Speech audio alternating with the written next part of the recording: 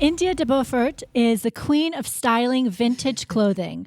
Her Instagram has close to 400,000 followers who tune in to see the visually stunning designs she puts together effortlessly.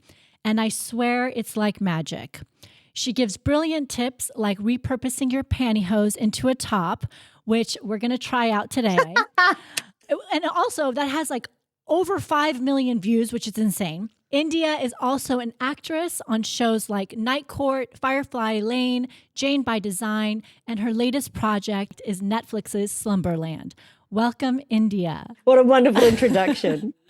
So your Instagram is like candy. It is so beautiful, right? It's just like... It's like you're in like Willy Wonka's factory, but it's clothes. I know. It really is. It really is. But I got to say, and this I want to kind of go into all of this, but when I go vintage shopping or to secondhand store, I am always so unsuccessful. Like I am inspired by you and I'm like, that's it. I'm going to go. I find a place, in LA because we also live in LA. And it's like the worst experience. And I find the ugliest things. And then if I do find one thing, it's like really expensive in a bizarre way, So talk to us about your passion for vintage clothing. Where did that come from?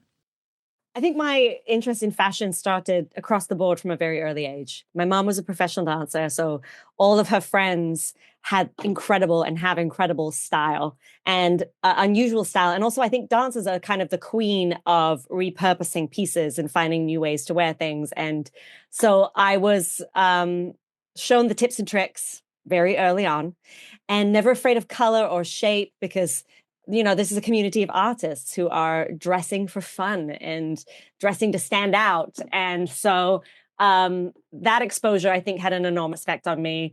And then as I got older, I became really interested in historical fashion. Then I learned to sew, and vintage sort of just crept in there as a natural addition. Gotcha. So you know how to sew? Do you make clothes? I do, yeah. Oh, okay. Yeah. And so let's back up for a second because I hear an accent. So where did you grow up? I grew up in a place called Surbiton, which is inside the M25, but it's the outskirts of London. And I came out to the States when I was about 19. And then what's your background? Like what's your ethnicity? My grandfather was born in Calcutta. I'm Anglo-Indian. On my mom's side. Yeah. On your mom's side. Okay. Yeah. Do you speak anything other than English? I wish. I speak the tiniest little bit of German, but that's it. That's all I've got. And your mom, does she speak? No. So my grandfather, he spoke a bajillion different dialects, but my nan, who was Irish Catholic, was really the queen of the house. She wore the trousers. And so growing up, my nan was the one who cooked all the meals and arranged the home and really was in control of the way things were and the exposure that we had. And while I heard my granddad would have friends come over and I would hear him speak and I would go with him to his friend's house and just see sort of like this enormous, colorful spread of vibrant food. And it's a sort of a rite of passage in my family to be able to cook what we call Jumbo's curry. It's my grandfather's recipe, which is actually my son who's 6. It's his favorite meal that I cook, which I love so much. Nice. So yeah, I had minimal exposure culturally to having this Indian element of, in my life. But obviously my skin is not white. So I always knew and had this connection to India. But my grandfather passed when I was in my early teens. So I wasn't ever old enough to really ask him all the questions I would ask him if I had the opportunity now. But I feel like we're all like closer to our mom's side. Isn't that like normal? You get to know your mom's side right. That's a lot. I don't know. Yeah. I mean, my parents are divorced. So I was a single mom. It was just me, my mom, and my brother, and my nan who had kind of helped raise us. Yeah. So it was all my mom. It was just, all mama time. And your nan, is she the one that a few months ago, unfortunately, she passed away? Oh, she did. Sorry. So yeah. it was recent. I remember you posted about your relationship with her, and it was so beautiful. So sorry. Eleanor de Beaufort. She was basically my dad in a lot of ways. Right. So it was a really challenging loss because it was my first really big loss. Yeah. But, I think she was in her 90s and now she's at peace. There you And go. Yeah. you know, I'm at peace with that. Not to get too deep, and we're going to get into the fun stuff You can as well. get as deep as you want. But I, you know, you say that it was your first like major loss, right? Yeah. And I think, and I've talked about this on episodes, like one of my biggest fears is death for my loved ones. And Yeah. I feel like I hate that about myself because I'm anticipating something awful, right? And It's because you're trying to protect yourself. Exactly. Yeah. Because you don't want the rug pulled, right? That's you nailed it. But having someone so close, like what has it taught you about life going through that? And I know it's still fresh.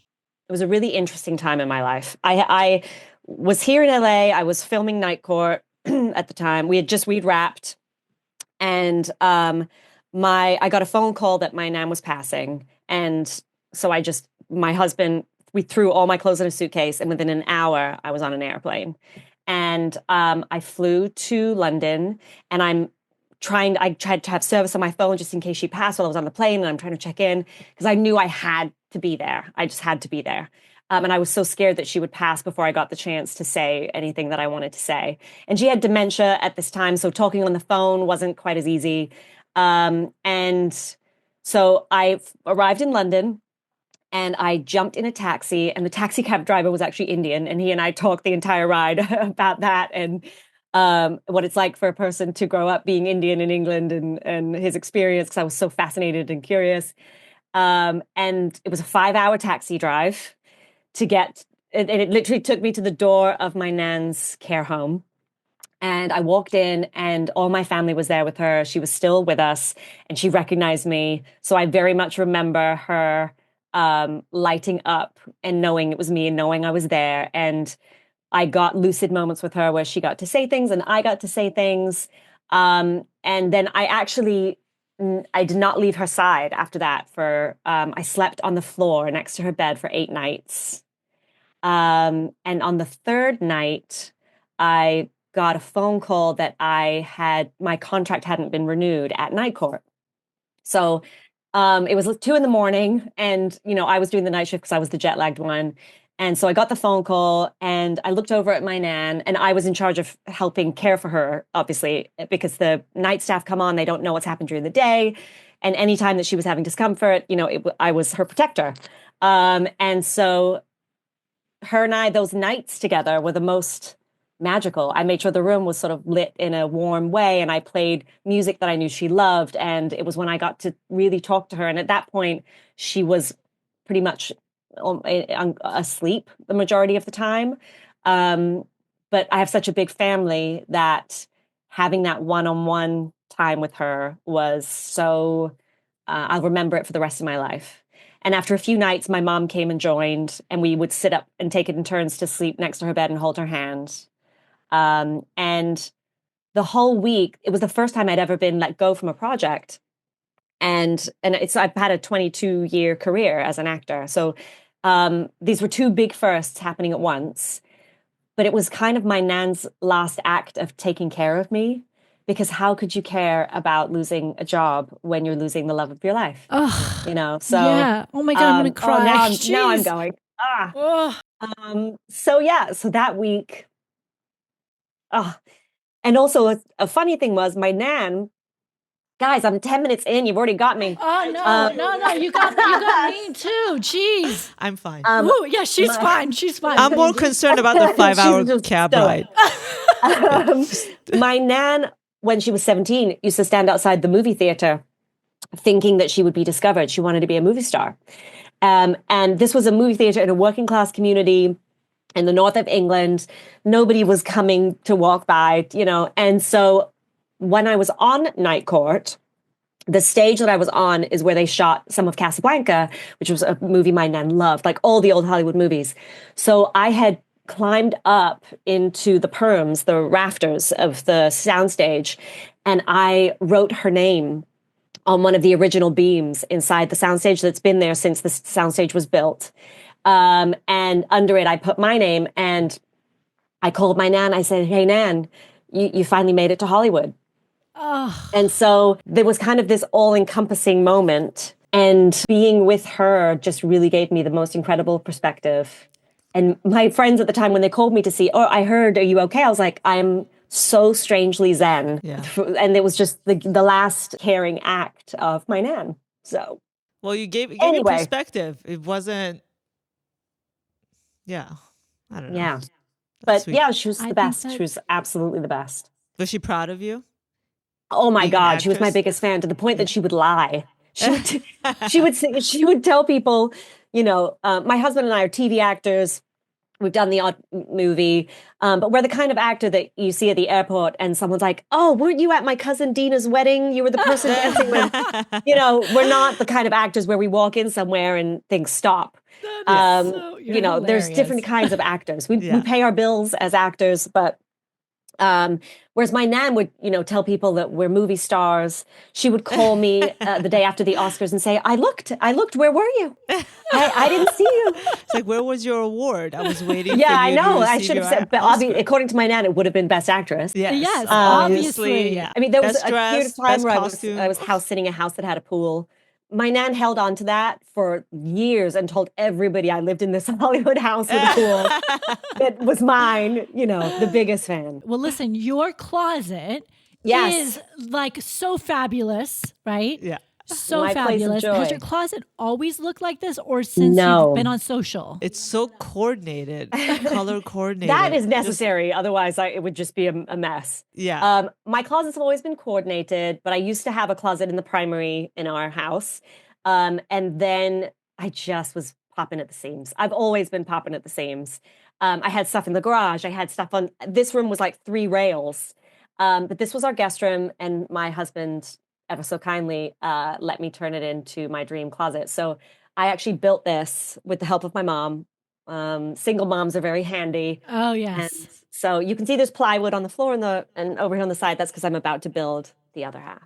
So, I mean, I'm somebody who's not handy. How do you even do you YouTube it?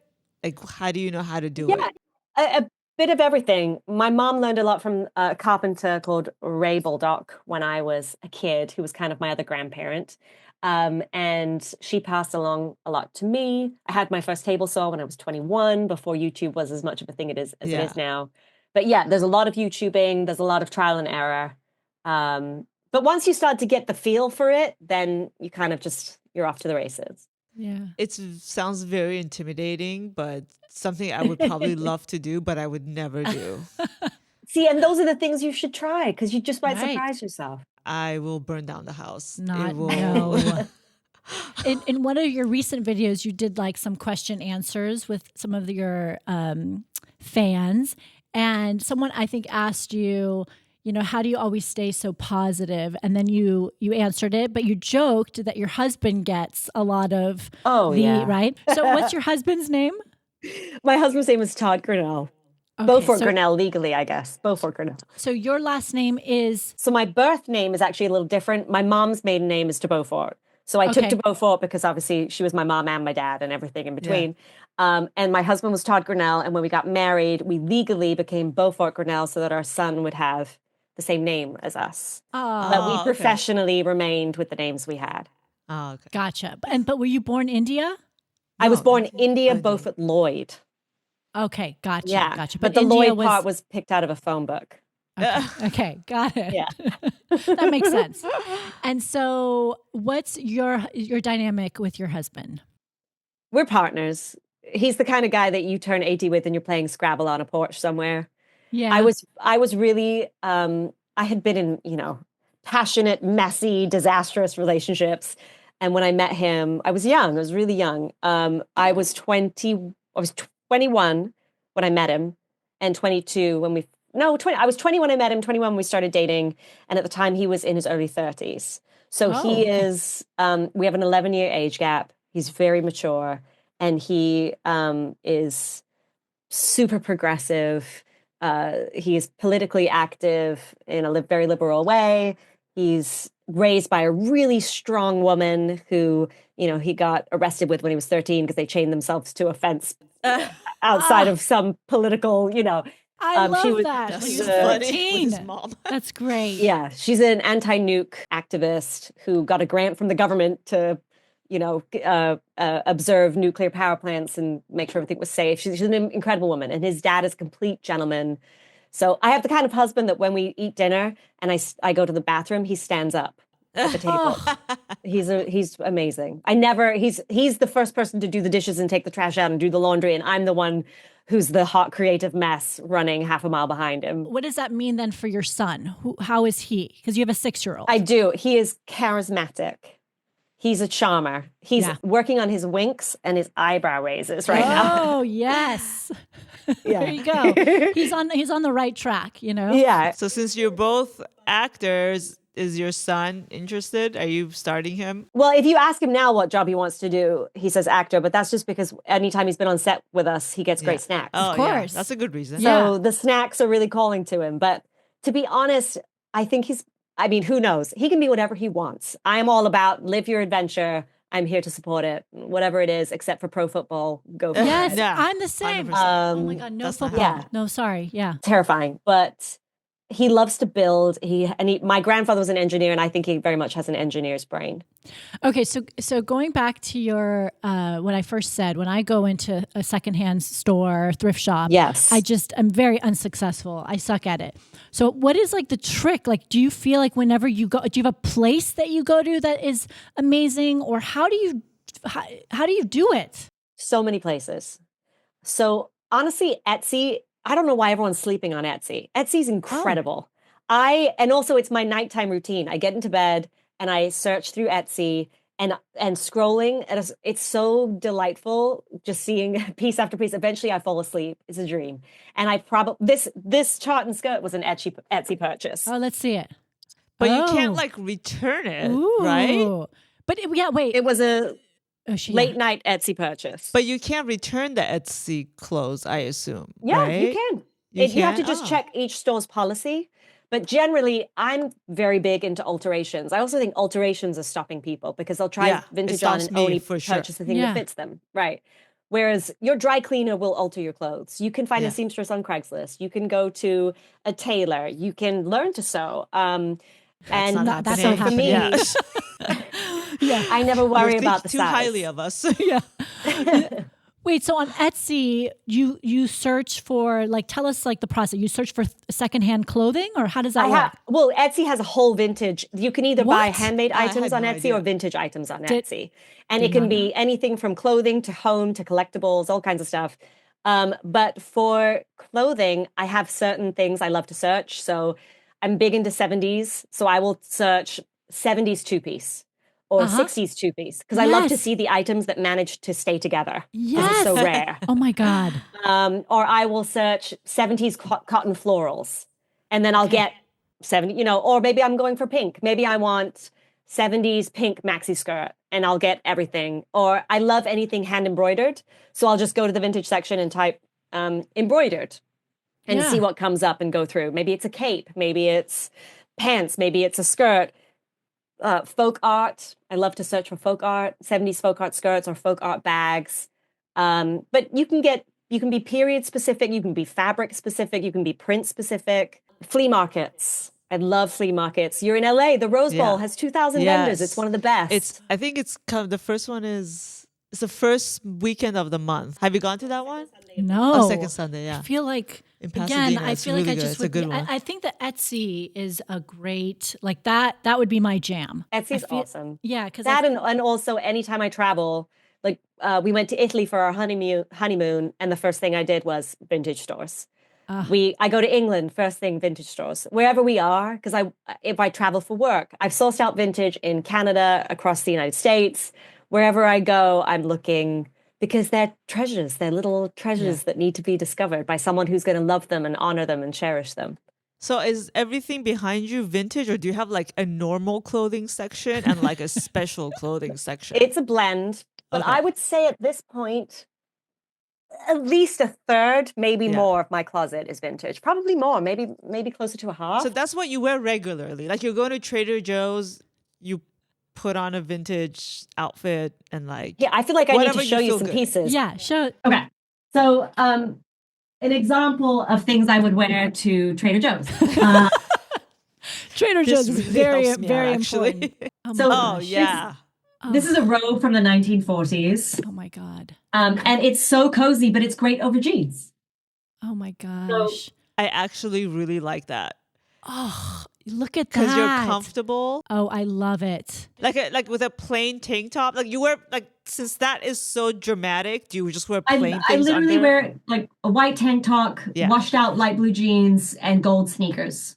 Wow. Here, I'm gonna show you one other thing. So this is another one of my favorites that if you're worried Ooh. about length, That's cute. Yeah. I love vintage Lettermans. Again, over jeans. So cute. So can we ask you? Oh, love that. It looks good with this outfit Yeah. you're wearing. And more vintage Lettermans. Okay, can you tell us like around how much do those cost? This one was $80. Okay. And I found it at a thrift store in Manhattan. I love it. This one is much more rare, and this was somewhere in the 200 range. Got But it. the guy had listed it for like 300 and something. It was at the Rose Bowl Flea, but Ah. it sat there for a year. And I walked past it and walked past it and walked past it. No. And then he dropped it and gave it to me for cheaper. I don't know. Like I wouldn't see those and think I know how to wear it. Just for I jeans. think part of the trick is that. I don't know. Yeah. My favorite hat is vintage. I wear this all the time. Oh, that's so cute. And the Hollywood Park is no longer there, so it's even cooler now.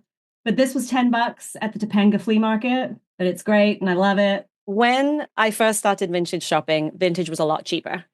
So I started when I was about 16. I used to shop Camden Market in London and then started finding stores and stuff. And a good chunk of my vintage collection are all pieces that are under $100. I remember seeing this black silk chiffon 1930s gown for $80 at the Santa Monica Antique Fair and thinking, oh, that's way too much money. I would never, I definitely, my dresses were 20, 40, 50. And that to me was a splash. Over time, vintage has increased in price. I think the pandemic had a lot to do with that. Okay. I've definitely noticed that since the pandemic, one of my favorite places to shop is Pickwick Vintage, which used to be really, really large at a spot in Burbank. It's since become a little bit more curated and the prices have gone up.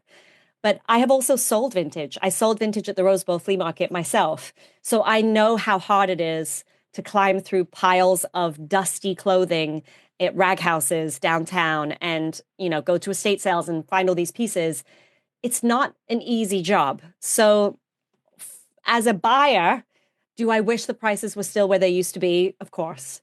But having been a seller, it's and also having the appreciation that I do for the rarity and how special these items are. I do believe that sellers are entitled to making a fair wage that they can support their family with and put food on the table. And I'm grateful to them for finding whatever they find. But do I love a bargain? Yeah. Always. But like when you go to these stores, how do you know if you're not like a professional vintage shopper? How do you know if something is worth what they're offering? Because I mean, obviously they should make the amount of money that they deserve. But then how do you Yes. know going through all these piles if something is not being ridiculously priced and something is worth it? Well, to me, so there are for sure certain pieces that I would acknowledge are rare. An Ozzy Clark dress is going to go for over $2,000 probably, or somewhere between the 1 to 2,000 range. There's a place called A Current Affair that has a lot of these curated designer pieces. For me, it really just comes down to, is it worth it to me? I know when I purchase vintage, I'm never going to let go of that piece. Generally, when I purchase vintage, I keep it. And I have this dream of, when I'm in my 90s, passing along my collection to my niece or, someone who might appreciate it as much as I do. And so I keep everything because why not? And then I know it will be cherished. But I think if you are someone who's just starting out, Etsy's a great place because there are still so many affordable pieces. Flea markets are great because, especially the Rose Bowl, there's an entire section. There's a whole stand that's a $6 stand where everything is $6. Okay. There you can still find these entryway vintage pieces and save a space for those special pieces you've admired from a distance for some time. And then go after them. There's a shirt, I've wanted a Jeff Banks, a 1970s Jeff Banks balloon sleeve shirt for the longest time, but I refused to pay $300 for it. So I'm just waiting. I'm just going to wait it out and keep checking Etsy and keep checking online sites until I find the right one. See, I'm not even familiar with the names of vintage. Whoever you just the $2,000. Oh yeah, do you have one of Designer, those dresses? like- Do you have one of those dresses? I do have an Aussie Clark, but I don't have one of the $2,000 ones. Okay. I have a very simple plain Aussie Clark that was a gift. It's just plain black. But if you saw an Aussie Clark, they are spectacular. And they're usually I do solid that. color, but it's just they're just beautiful. They have the dagger collar, buttons down the front, enormous balloon sleeves. You can tell an Aussie Clark just from the way it's made. It's when a designer has an eye that makes them so specific. Yep. And Aussie Clark pieces kind of fit into that.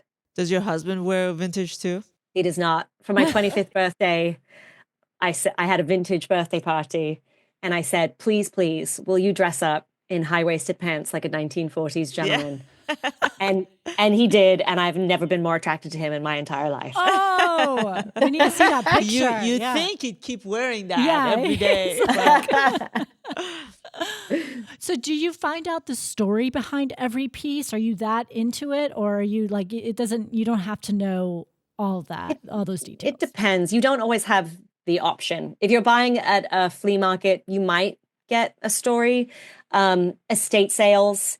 There was an estate sale around the corner from my house, and the son of the elderly couple who'd been living there was inside the home at the time of the sale. And he was sitting in a corner, and everybody was just kind of picking through stuff. And estate sales break my heart because, this is a person's life just walking out the door in pieces. Yeah. But at the same time, there's vintage to be had there. And if anybody's going to cherish it, it's me. And so I went over to him and we got talking. And he ended up taking me into the bedroom and showing me all of the wedding photos of his parents and telling me the story about them and how they had met. And, he in their wedding photo, it was in the 50s and he was in his armed forces uniform, and how glamorous his mom was. And I got this full story from him.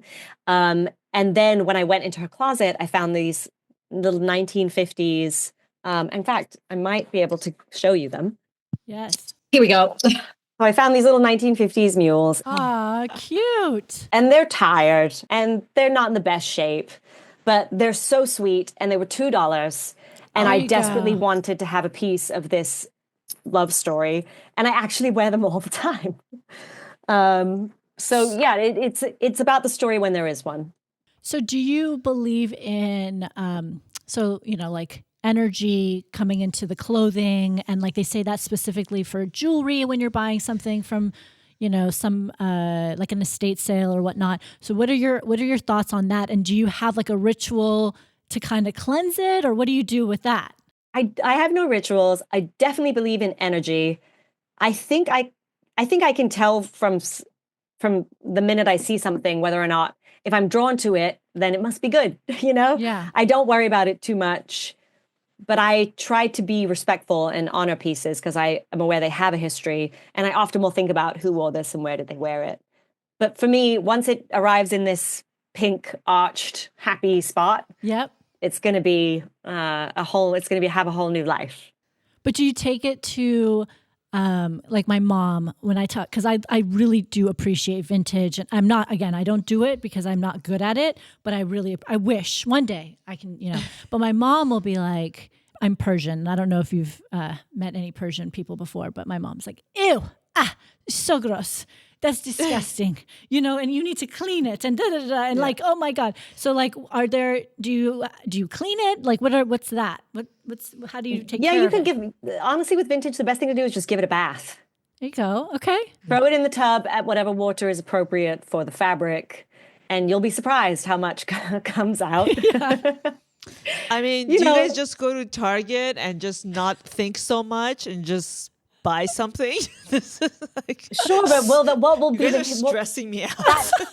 I mean, I wish I With like could do it, but clothing and energy, I'm like, I Oh, just want to wear some clothes. clothing and energy. I love it. I know this stuff. She's like, oh God. Listen, I have some pieces from Target too. Target's pretty great. But it's a combo, something Yeah. from Target mixed with something vintage, mixed with something designer you got off the Real. Yeah. You know, No, it's because let me all tell you, about it's really mixing. hard for me personally to like. I feel like I need to learn to dress better, right? You look And beautiful. Yeah. What are you no, I talking mean I about? wear You look very chic. extremely basic stuff. Like it's just what you do is a true skill. Honestly, it's an art Let's form. switch the word basic with chic. Sure, let's There you go with go. that. I like that Classic. euphemism for sure. But I Yeah. think like wearing quote unquote regular like stuff, going to the mall and shopping is hard. And I think vintage is like a whole other level of hard that I just want to like follow you around and just have you pick out clothes for me. Right. If that's You'd probably be more possible. comfortable in a curated store. There's a place in Beechwood Canyon. I think it's Aralda Vintage. Very curated, But what does that mean exactly? Like when you say that's better, they how are does that designer benefit? pieces. They've Okay. been, intentionally selected. They're in very good condition. Yeah. They've probably been worn a handful of times. You wouldn't Yeah. be as concerned about, I've never worried about Yeah. wearing secondhand items. I love it. You can take it to the dry cleaner. You can give it a bath. You can Yeah. wash it yourself. You can find ways. I actually love to air things out. I'll let things hang outside for a while and just let them get the sun on them. Sun Yeah. kills a lot of stuff, and but Yeah. there are curated stores. You pay for the curation. You pay for the Yeah. experience of having it kind of all done for you. And usually Yeah. the person working in the store could dress you.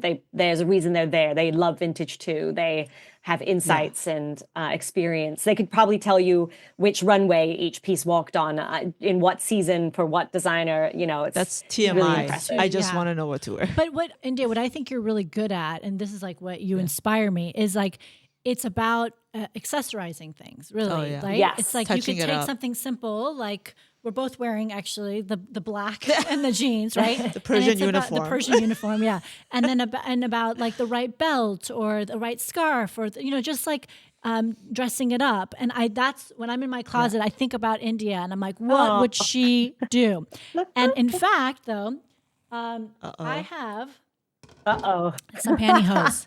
I have some Oh, pantyhose. cool ones. I love those. So I want you, I was telling in the intro, I was talking about how Orly didn't know I'm doing this. I did not. That your video of how to repurpose pantyhose went totally viral, over like 5 million views. And I want to try it. I have not tried it. So I pulled out a pair of pantyhose. Nothing, Amazing. Those are that's interesting pantyhose. When did you wear I these? used to wear. I have a picture even of myself. I wore these. I've had these forever, and I actually did wear them because, why not have? Do you, boo? Yeah. Yeah. Okay. So tell me, So- what do I do? Okay. You know what? If you hold tight, I'll go get my own pair of pantyhose and we'll do it together. Yes. Oh my God. I'm so excited. Hold Okay. tight. Oh my god. Okay, and I've got yeah. these giant green pantyhose Oh, wow. Yes. that are a little large for me, but we're going to give it a shot anyway. Okay. So they're upside down. Okay. Should I And you're watch you seeing- first, or should I do it while you're doing it? They should We'll do it together. Okay. Cool. There you go. So crotch. if I was being really cautious, can you see this seam in here? Uh huh. I would cut in line with the seam. So I'm going to start by doing a tiny Okay, little should I- cut right here in the crotch.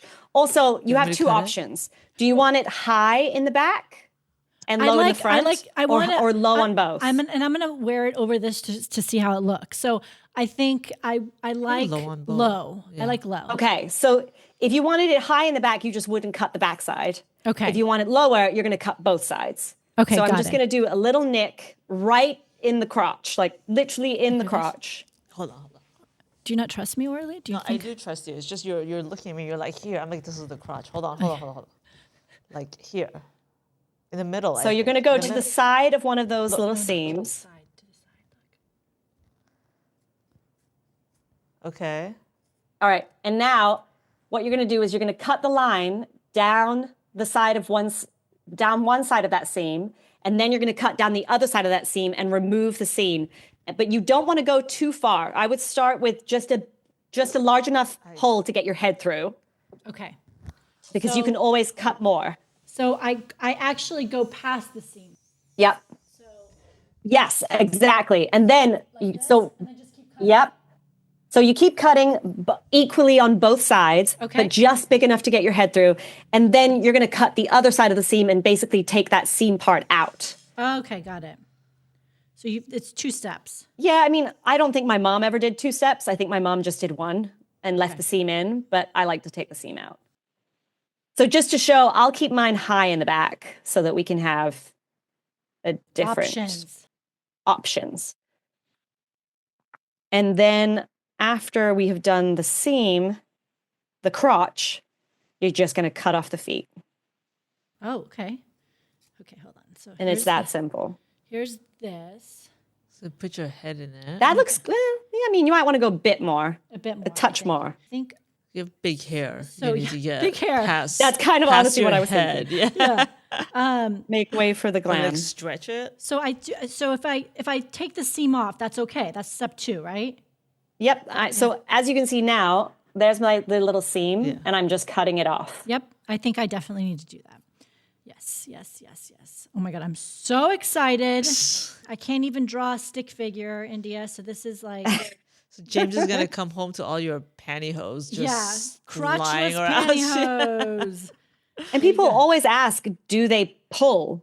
Yeah. I mean, eventually every pair of tights is going to pull, but I am yet to discover that I've never done this and not had a pair of pantyhose I couldn't still wear a bunch of times. And your mom is the one who taught you this? Yeah, so dancers, especially ballet dancers, do this to keep their arms warm. Oh. And it was big back in the 80s when my mom was living it up. Okay, I'm going to pop mine on. Oh, wait, I forgot to cut off my toes. Okay. Wait, yeah, and I'm going to cut off the toes too. Just So you're As just long going to as- cut straight across. So there's my toes. I'm guess. literally just Yeah. going to go. Boop. Yeah. Let's see how this is looking. So I would not normally put it over a top. I would put it under. Yeah, do you want to? I mean, I don't know why I'm hiding. I get into my bra on Instagram all the time.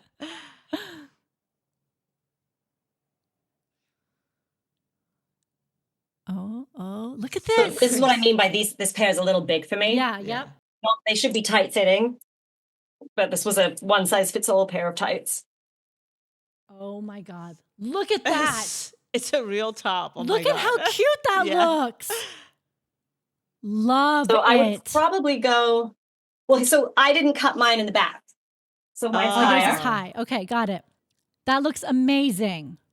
And you just got that kind of You could tuck it in, or yeah. You look like tuck it Christmas. in. Let's see how we're doing.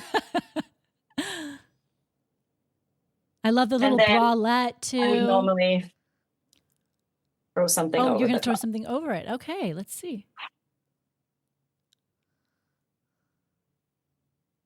Oh, it's inside out. But you get the vibe. I thought you did it on That's purpose, but I cute. like it. You would totally wear that to Trader Joe's. I would. Right? I would. That's cute. Look at that. Oh, see? Yes. Oh, I love that. I love it. So cute. And look at she That's can work actually it. looks really cute. She can work it. Amazing. There we go. Okay. Now my turn. Your turn. Ready? Okay. Yeah, I think she'd be proud. I think I'm you're so gonna make excited. India very proud. Okay. All right. India, here is the reveal. Hold Yeah. on. Do you see? Look It's at that. awesome. It looks like a cute wow. yeah. Okay, hold on. Let me adjust. But I also like it off the shoulder too, because I think it's kind of sexy. But sometimes you have to have the right top for that, like a strapless or something. Oh yeah, wait. Would that look funny to do it It's tough with the straps, but if you were strapless, for sure. if I was strapless? Yeah. That would, hold on. Oh my God. I just want to show like this is really cute. Okay, hold on. Let me show this camera. It looks really cute. Yeah. So cute. Okay. There we I think go. they make super cute. I love the polka dot. The only thing I wish the polka dot went into the crotch. I That's wish the they hadn't thing. stopped at the top of the legs. Yeah. But I think it's so cute. And then look at this. There we go. There we go, guys. Look at it. Looks great. Which camera will show it off to Your all the mom camera? would have a stroke right now. Yeah, no. She would love no. Yanichi, No, yeah. Right. go buy a shirt. Yeah, go ahead. Okay, I'm gonna take it off. No, so I'm back, baby. When so I was on, I don't know if I told you the story. So I went on one of your Instagram lives, and I asked a question, which is, where do you shop for your son? And Oh, that was Oh. this. Yeah, you did. and then the tell me. audio Okay. went out of your Instagram live. And then everybody's like, we can't hear you, blah, blah, blah, blah, blah. So then I, of course, saw that as a sign for her to be on our podcast. Oh, well, I here love we that. Thank God the are, audio went out. right? Gabriella sees signs everywhere. If you had answered love it. and it did work, that would also have been a sign of the same thing. It's just what she wants. She will find the sign Okay. to Yeah. confirm that. Making once. it happen. Do you believe in signs? Do you believe in like I magic do. and manifesting and all that? For sure. I am very much an everything happens for a reason kind of a girl. For example, I mentioned earlier that I had left Night Court this year. It was after Night Court that I started to really post more and, get more involved in the social side of things. Previously, I'd always done it more for myself. And I think I had 60,000 followers then. And so now I've grown to Oh, 380 something. yeah. Almost So 400,000. having- Yeah. I'm always a person who sees, I go where snowballs are rolling. And if they hit a glacier, I just move to a different direction. Yeah. And so in a funny way, when things happen in your life, in the moment, you'd never know why they're happening, but then it opens up new doors and yeah, all of a sudden you're Yeah. sort of doing something else. I never sit on my laurels. So Yeah. Yeah. I'm for sure about those signs and I'm happy, even Yeah. if I invent them, Yeah. if they get me where I'm going, There you A-okay with go, me. So you and me, yeah. Gabriella. Yes. So when Night Court just, came to you and said, when the producers of Night Court came to you and said, we're not going to renew your contract, Mhm. did they give you a reason why? That's the funny thing about Hollywood in general. You might be given a reason, but you'll never really know. Nobody Yeah. ever really knows anything. Yeah. And it's usually in those instances, it was my reps who called me. You usually get good news and bad news first from your reps. It's very Yeah. rare to get it from anywhere else. Yeah. And then after I'd spoken with my reps, I spoke with a few of the producers. But at the time, obviously, whilst I was Yeah. on the phone with one of them, my nan started to have pain in the background. So then I was like, I'm so sorry, I have to go. Yeah. So it's kind of, my friend Kapil had been let go of the previous season. So we already knew that they were they might shuffle things around because they had already done it once. Yeah. And I was actually a recast from somebody else who had shot the pilot of the show. So things were always going to be a little bit, Yeah. what's the word I'm looking for? There was always a potential for a shakeup. Yep. Yeah. But the reason I was given was character and storyline and that they were heading in a different direction. But there's a billion different reasons that you might and not. and you Yeah. can't honestly be the even right fit. think about who knows, right? And it's And it even if you is- did know, like, so what? I mean, what are you gonna? yeah. Yeah, it's not. It might not matter There's no to you, time to yeah. think about things that have already Yeah. gone. It's time to think Yeah. about the next thing. what's coming next. So you started putting your energy into, your Instagram and your videos, which by the way, take a lot of time, Yeah. right? And it's so do you It is have, a full-time It's a job. full-time job. So Yeah. do you have a team that helps you or do you literally do it all yourself? At first, it was just me. I'm definitely getting better at finding ways because I have other balls in the air. Yeah. So I don't have the privilege to commit as much time to it as I would like in this moment. So at first, I was definitely a little overwhelmed, but it was only ever for fun. So I just thought, you know what? Instead of just posting once in a blue moon, some style stuff, I'll post a couple times a week. And then, okay, that seems like it's going well. I'll just keep posting. And then at a certain point, I realized I needed to give myself a schedule. So what I tried to do is either post a look that if I'm going somewhere, I'll just try to film the thing that I'm going to and film me getting dressed before I go, if time allows. Yep. Or I will try to knock out a couple reels back to back.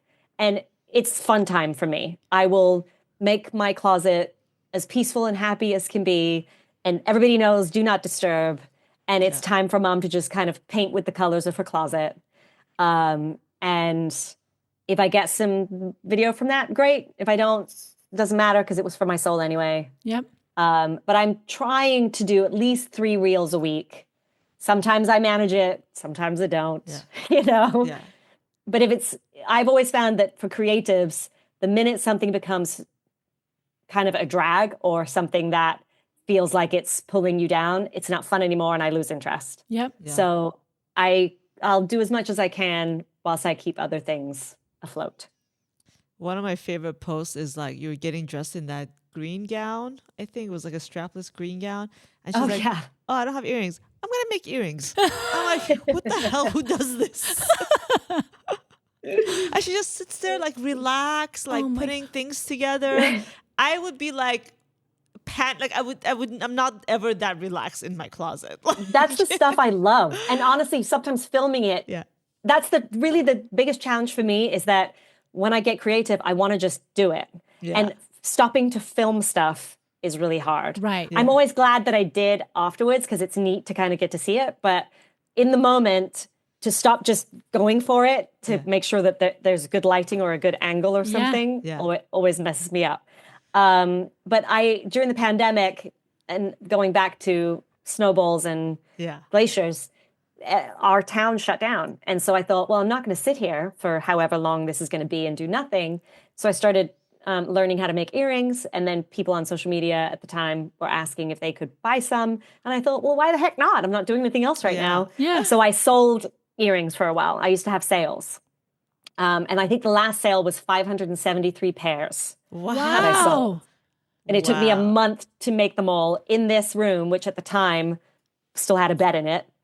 And That's then, a of course, lot of the pandemic. earrings. eased Do you up and worked. have, do you have a pair of those that you can show us? Yeah, The green ones? Yeah, They're just exactly. they're in my secret jewelry drawer, Oh, okay. Secret, like right which there. is not so much of a Yes. secret. She's showing us her secret. Oh, look at that. I actually didn't see that. Oh my God. I want that closet. I know. I need a closet. I need a real closet. I can show you a few. So these are the rainbow ones. Oh, wow. Oh, I love those. Just kind of fun little rainbow chandeliers. Those are so cute. And little strawberry ones, Oh my This is so God. cute. which with the little black and white gingham Yes. dress Yeah. is very, very cute. Those are so Um, cute. You and then handmade all just- these. My God. Regular one color chandeliers. Oh, Just regular. It's a regular. It's just I- so casual. so those are the three that you would make, and people ordered those three, or were there? Oh no, I Oh, so had just make all different kinds of designs, All and it was I would do a drop. So Yeah. they would go up, and I would say, okay, there's this many available, and there might be 60 different styles or something. Yeah. And then they would sell out in under 10 minutes. The first sale sold out in under 3 minutes, and then as I started to have a bit more inventory, and the last one was under 10 for the 573 pairs. Wow. So why but don't you it keep was- doing it? Yeah. Why? How much? And how much did you sell them for? It ranged. I wanted to make sure that it was accessible. So there would be studs that were more affordable. And then I think these were about 120 just because of the level of work that went yeah. into them. Got it. I stopped because I booked Slumberland and flew out to Canada and was there Yeah. quarantined, and work started to come back. Yeah. I didn't need the thing to keep me busy Yeah. anymore. Yeah. And it was a lot of work because it was, designing the packaging, shipping out the boxes, making the yeah. earrings. And that was fine as something to keep me sane when my job wasn't around. Yeah. But once work started to come back in, I just didn't have the time. It just wasn't, Yeah. I just couldn't do it. But I did look into getting them manufactured, but I could never find anybody who could manufacture them to the quality that I wanted them to, that I would feel comfortable putting my name on. And so life just kind of moved on. But did you also? I don't know if I'm mistaken by this, but you have like a purse line coming out or something. Yeah, so I started making handbags for fun. Again, here's one. Look at Oh, that. wow. Those are so. I love those. But Oh my as you can God. see, this is a sample. This is that's coming off. right. This is very heavy bead on the bottom. But yeah, I started making bags, and then here's a plain one. Ugh, I love these. And then a girlfriend of mine who's also an actor, she was on Shameless. She was a series regular on Shameless for a few years and a bunch of other stuff. The industry is in a really weird spot right now. And so whilst I've been kind of juggling social media stuff and my son and a project with my mom and some other things, I said to her, well, hey, I posted these bags and people were asking if I would make them. So do you want to do that? And she's very math savvy and business savvy. So she handles all the business side of stuff because my brain is not meant for that. And I handle all of the puppy dogs and rainbows side of things. That's a good team. That's And you need so, friends yeah, like we that. we got our first prototype, gave notes, sending back for our second. And once we get the bag that feels like it's something that we both feel comfortable putting out there for people to purchase, they'll be up for sale. Nice. That's exciting. I'm gonna buy one for sure. Same thing. It'll be drops. It'll be but neither of us can commit our lives to a business that is every day. So it's just okay, you know, a few drops a year in small batches, and it'll be fun. I'm excited. And did you go to fashion school? I started working in TV when I was pretty young. I was 15 or 16 when I started on a children's multicam in the UK. Okay. So I was at a regular school, and then in England at the time, senior school, which is American high school, finishes at 16. And then you get 2 years of college where you're on a campus and you call the teachers by their first names, and it feels like you're growing up, but it's not quite university. And that's where you do your A levels. And I took A level fashion. So I most of my ability was self-taught or through family friends or people that I knew who could sew, in books, a lot of books. And then at A level, I started to get some real education on construction and sort of finessing your skills. But because I was shooting a TV show at the time, I was only at school 1 day a week. Right. So it was kind of cram it all in. But I passed and I got my qualification, and So you've always, since a young age, have been juggling both acting and design and fashion, and you know that's amazing. I've always loved to make things. Yeah. And so you said you met your husband when you were 20 or 21. How did you guys meet? In acting class. In acting class. He Okay. was my TA. Oh, Oh, there you go. Yeah, Is it a porno? little cheeky in hindsight. Jesus, orderly God. And then you guys are 11 years apart. So Yeah.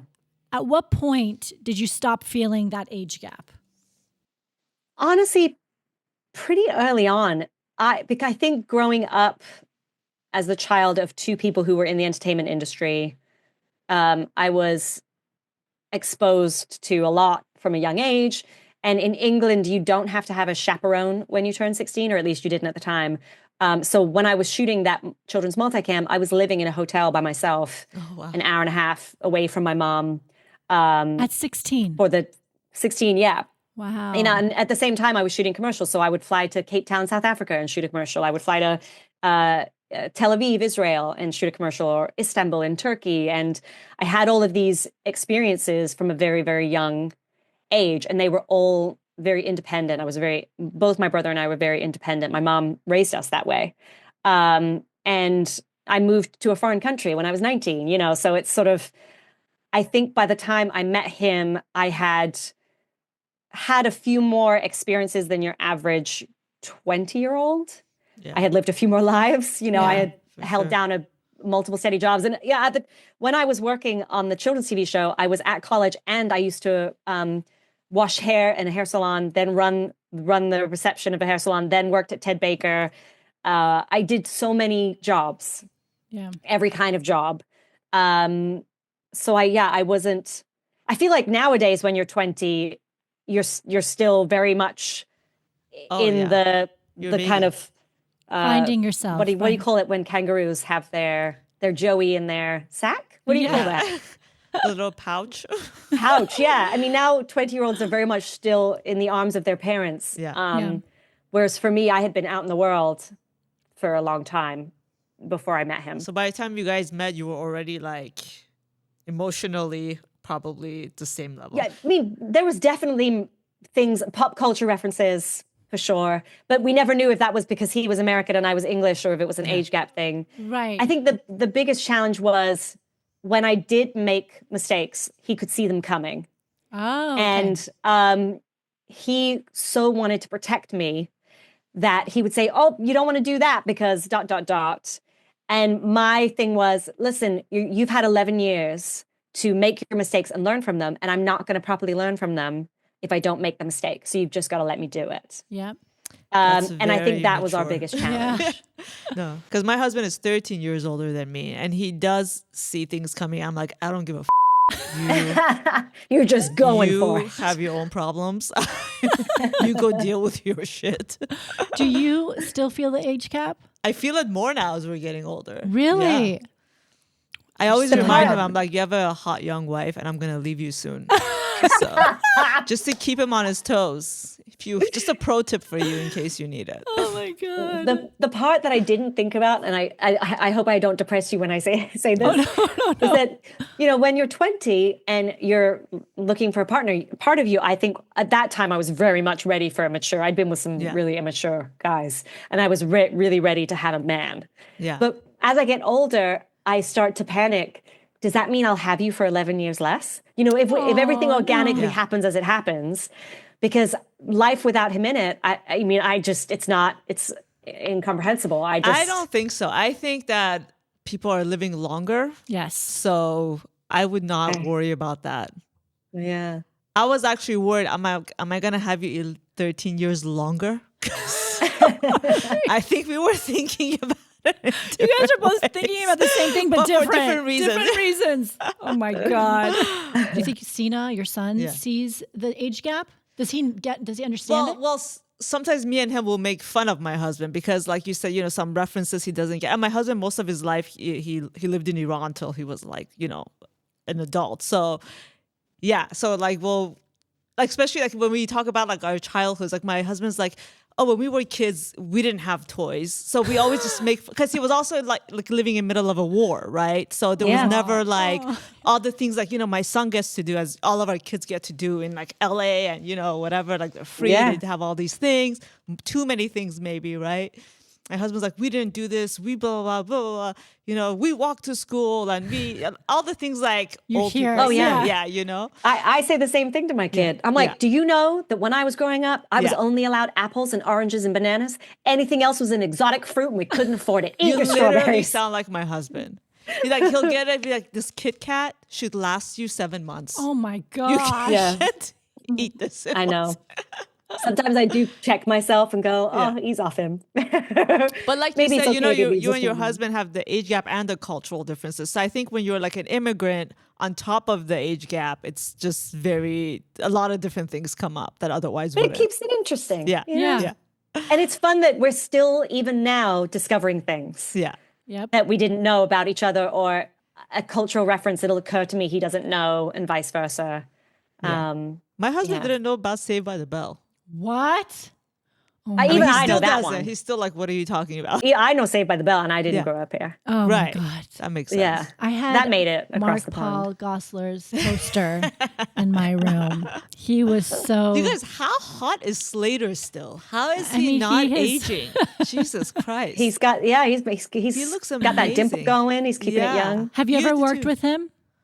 No, I've not. No. Yeah. Is there any like trying to think. childhood celebrities that you loved that you ended up working with?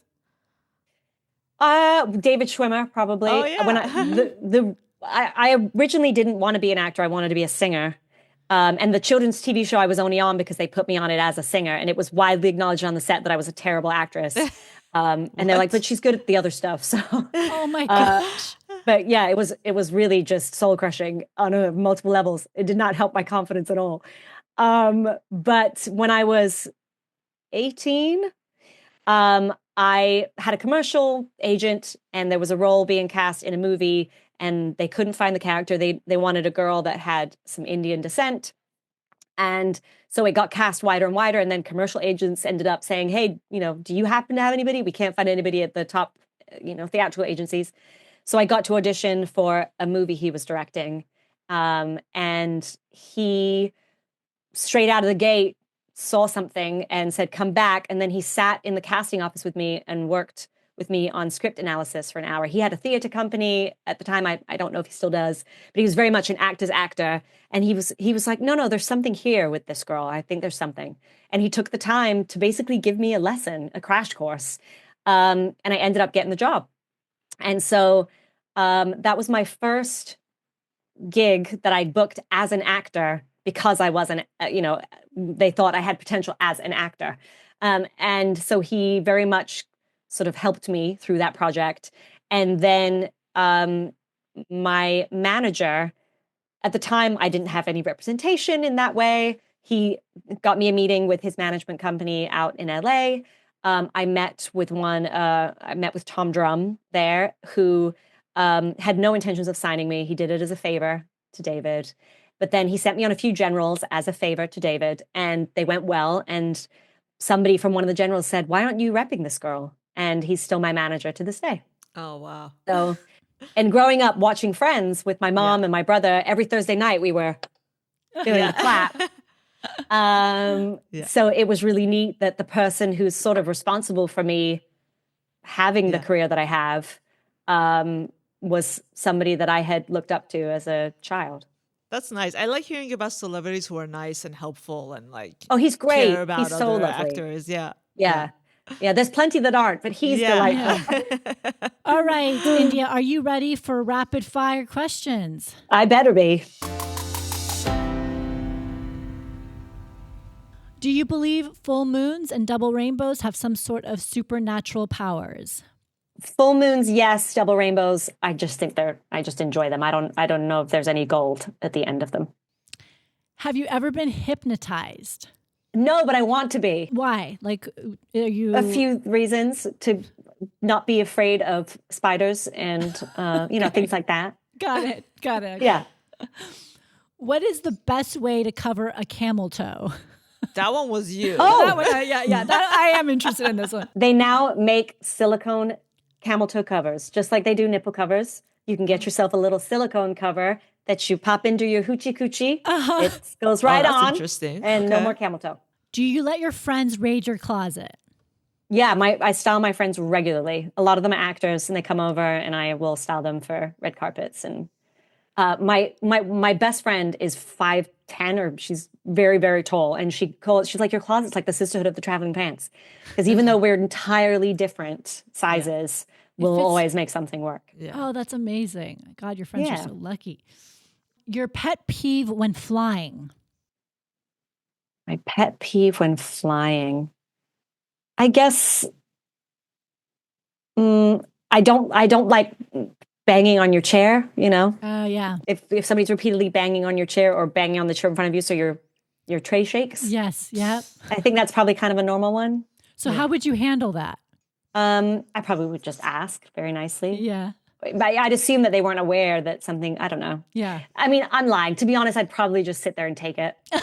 I definitely just sit there and take It's it. like, But And if then it was complain to really, other really people about bad, it.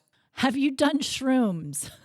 no, but I want to. That's another thing I want to do. Her husband makes them. Well, yeah, he has got like functional mushrooms, like the ones that like Oh, Whole that's Foods. cool. Yeah. Yeah, like holistic. Yes, that's very exactly. cool. Yeah. No, I would like to. I hear it's fabulous. You should do it and then do your posts. All of a sudden, I'm on a See what you're psychedelic kick, wearing? and I was like, "What happened?" Yeah, right. Just really into this psychedelic vibe right now. Everything's neon and swirly. Do you like children other than your own? Yes, I do. I like kids. I like kids and animals and all that stuff. If you could learn to cast a spell on anyone, what would it be?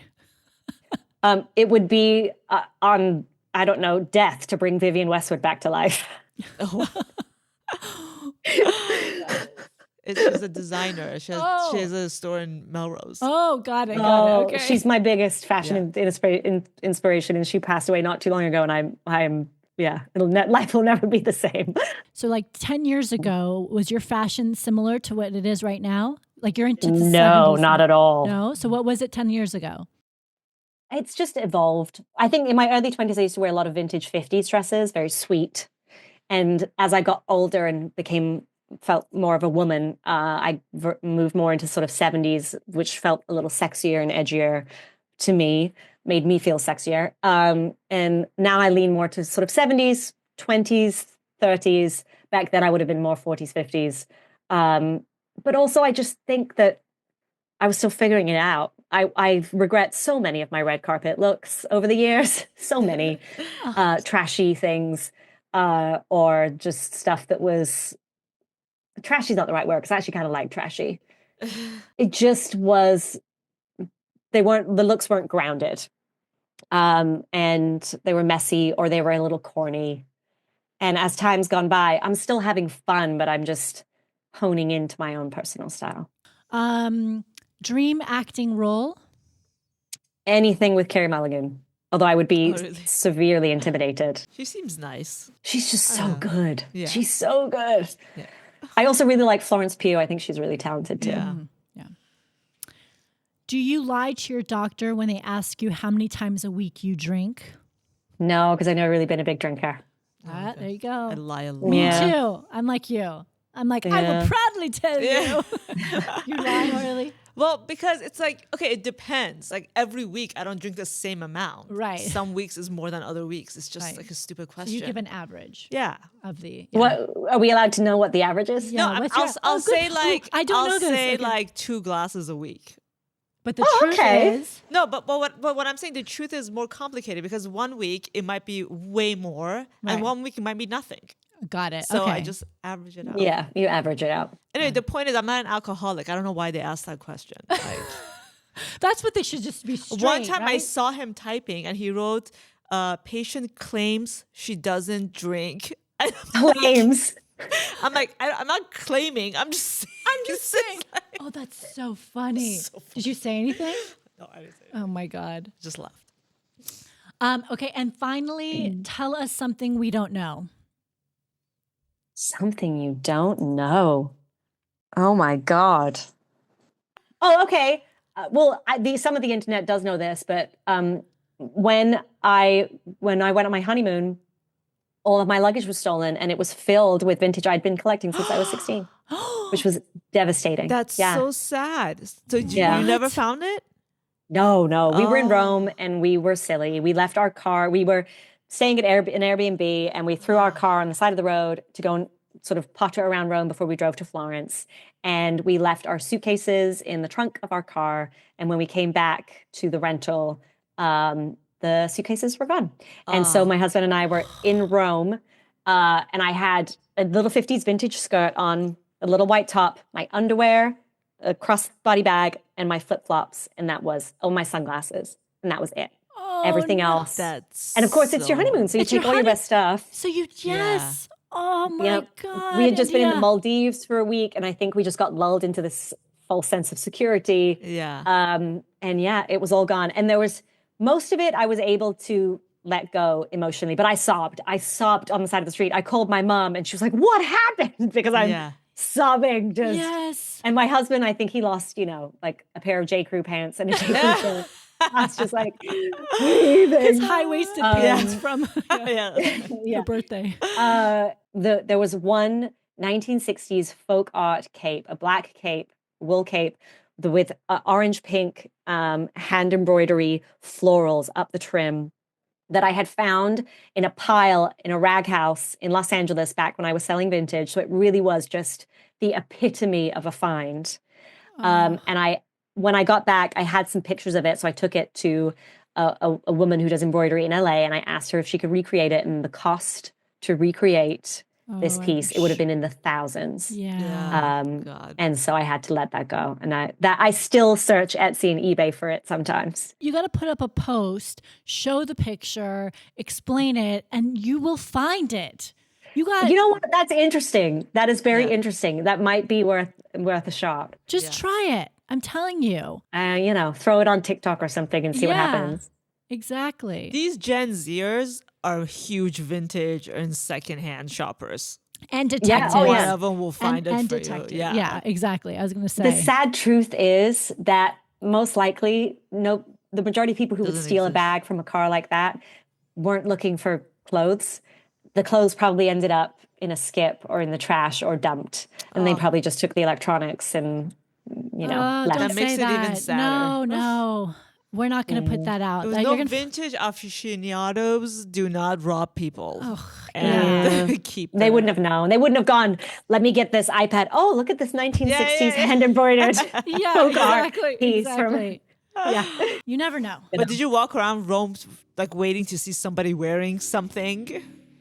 We went to the police station and they kind of laughed us out of there. We were never going to get it back. We drove to Florence, stopped off at a gas station on the way, got new toothbrushes that said, because it was a gas station toothbrush. I think my husband said Lorenzo and mine said Gabi or something. And then we checked into our new Airbnb And he walked into the bedroom, took off his t-shirt, folded it, opened the drawer, put the t-shirt in, closed the drawer, and was like, well, I'm unpacked. And but the good news was I had just found out, and this is life for you, you know, the balance of life. Yep. That morning when we woke up, I found out that a pilot I had shot had been picked up to series for ABC, and I was about to shoot a series. So that morning, we're celebrating, yay! And then that afternoon, sobbing. But then the next day, because I knew I had a job coming, we went shopping in and you treated Florence, and I went. You know, we bought new suitcases and everything to go in them. My husband got some really lovely, very tight European underwear, multicolored print. And then India, where can people find you? Instagram's the best place, at India de Beaufort. Come find me. Amazing. Well, thank you so much. Thank you, India. Thank you guys. This was an absolute pleasure. So much I fun. feel inspired. I'm going to go shopping after this. Yes. Oh, and also dead stock. You can always buy vintage dead stock. It's never been worn. Oh, does wait, that what is mean? that? If you just type into Etsy vintage dead stock, anything that comes up is vintage, but it was never worn. A lot of them still have the tags on. Dead They stock. were Got dead stock. it. Oh, If you okay. really can't deal with something someone else has worn, you can always look up There look you up go. dead That's stock. Solves your actually- problem with your mom and your wardrobe. Okay. Exactly. That's what I'm gonna look that up. All Well, right. thank you so Thank much you again. so much, India. This was a pleasure. Bye, you guys. Thank you so much for listening to Tell Us Something We Don't Know. You can find us on Instagram or email us at info@tellussomethingwedon'tknow.com.